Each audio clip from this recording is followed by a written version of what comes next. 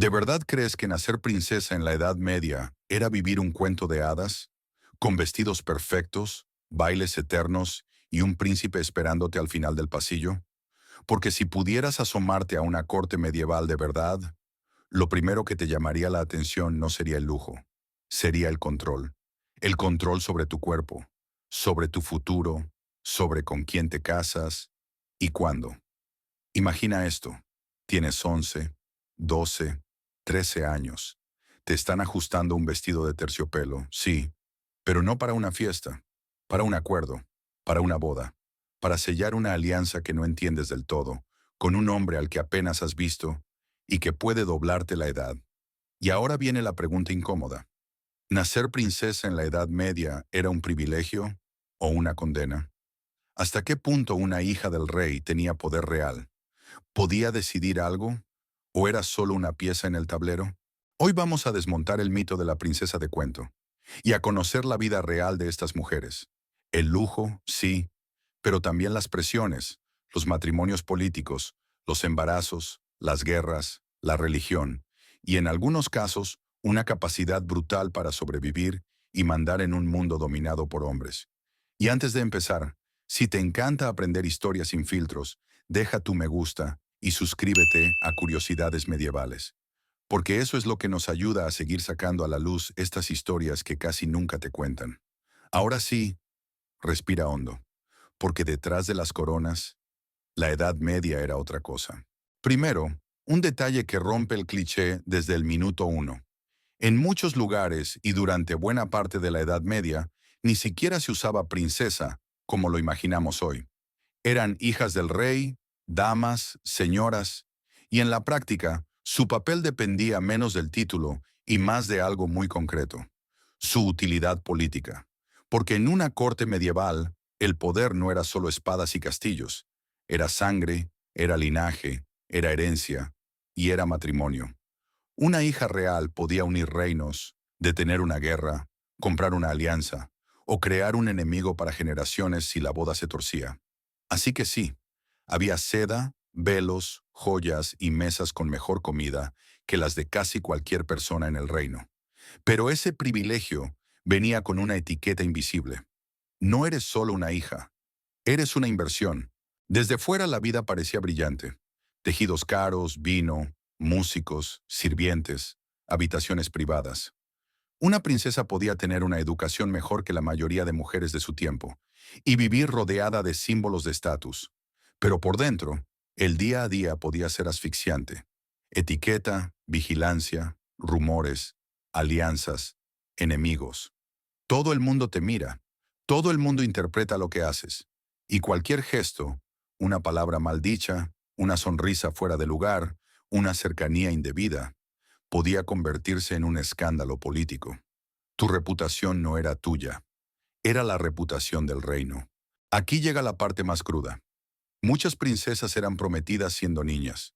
A veces con 3, 4, 5 años ya había discusiones sobre con quién casarlas. Y cuando llegaba el momento, podían terminar con hombres mucho mayores, elegidos por conveniencia. No era romance, era estrategia. Una princesa era una carta para mover fronteras sin levantar un ejército. Y eso podía significar casarte lejos, en una lengua que no dominas, en una corte donde nadie es de fiar. De repente no eres hija del rey, eres extranjera. Y si no das hijos, el problema eres tú. Y lo peor, muchas veces el matrimonio era solo el primer capítulo. Después venía lo realmente peligroso: embarazos repetidos, partos sin medicina real, infecciones y el riesgo constante de morir joven. Hay un mito moderno, el de la princesa libre que decide su destino. La realidad medieval era otra. Tu destino se medía en descendencia. Si tenías hijos, eras útil. Si no, eras un problema. Si dabas un heredero varón, eras celebrada. Si no, podían buscar culpables, inventar excusas, presionarte, apartarte o incluso buscar anulaciones y nuevas alianzas. Y eso no afectaba solo a las reinas, también a las hijas del rey. Su valor político subía o bajaba según su capacidad para producir futuros pactos con sangre real. Y aquí viene lo interesante. No todas fueron víctimas pasivas. Algunas princesas aprendieron a moverse en ese mundo como auténticas estrategas. Hubo mujeres educadas en política, en administración, en diplomacia. Algunas fueron herederas temporales, cuando los hermanos morían niños. Algo muy común. Eso significaba que se preparaban para gobernar, tomar decisiones, negociar, como si fueran príncipes. Y cuando la guerra estallaba, o el marido era capturado, o el castillo quedaba en peligro. Algunas princesas demostraron que no eran decoración. Organizaron defensas, reunieron aliados, gestionaron rescates, protegieron a sus hijos y sostuvieron territorios enteros. Una de las cosas que más fascinan de estas historias es cuando una princesa hace lo impensable: casarse por amor. En un mundo donde el matrimonio era política pura, elegir por deseo era dinamitar el tablero. Por eso muchas veces, si ocurría, era en secreto. Y cuando se descubría, podía provocar la ira del rey, castigos, confiscaciones, humillación pública. Pero algunas lo hicieron igualmente, porque incluso dentro de una jaula dorada, hay gente que prefiere arriesgarlo todo antes que vivir como una pieza. Y ese gesto, que hoy nos parece romántico, en la Edad Media era directamente un acto político, un acto que te podía costar la muerte. Otro destino frecuente, y muy poco de cuento: el convento. Para una familia real, meter a una hija en un monasterio podía ser útil. Menos bodas que negociar, menos dotes que pagar, más control sobre su reputación y además, prestigio religioso. Pero no pienses en pobreza extrema. Algunas mujeres nobles vivían en conventos con un nivel de comodidad enorme, con rentas asignadas, sirvientes, habitaciones privadas e incluso permisos para viajar en peregrinación con séquito. Ahora bien, eso no siempre era elección. A veces era la forma elegante de apartar a alguien del juego político. Otra idea que rompe el cliché: la corte medieval no era estática, se movía. El rey viajaba, la familia viajaba, los nobles viajaban. Y una princesa, al casarse, a menudo debía cruzar territorios enteros para instalarse en otra corte.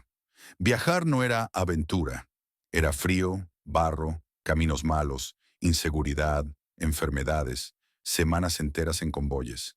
Y al llegar, empezaba otra vida: aprender normas nuevas, ganarte aliados, sobrevivir en un entorno donde cualquiera puede estar esperando tu fallo para hundirte. La vida de princesa tenía carrozas, sí, pero también miedo y traiciones. Así que no, nacer princesa en la Edad Media no era vivir un cuento. Era lujo, sí, pero también era presión, vigilancia y decisiones tomadas por otros. Era ser valiosa y a la vez desechable. Era estar en lo más alto, con el suelo lleno de trampas. Y lo más inquietante es que muchas de ellas aprendieron a sobrevivir como pudieron, algunas obedeciendo, otras jugando sus cartas, y otras rompiendo las reglas, aunque el precio fuera altísimo. Si te pensabas que la Edad Media era solo castillos y romanticismo, espérate, porque esto solo es el principio. Suscríbete a Curiosidades Medievales y acompáñanos en los próximos episodios. Historias reales que no salen en los libros, costumbres que hoy parecen imposibles, y detalles que te van a hacer mirar la Edad Media con otros ojos.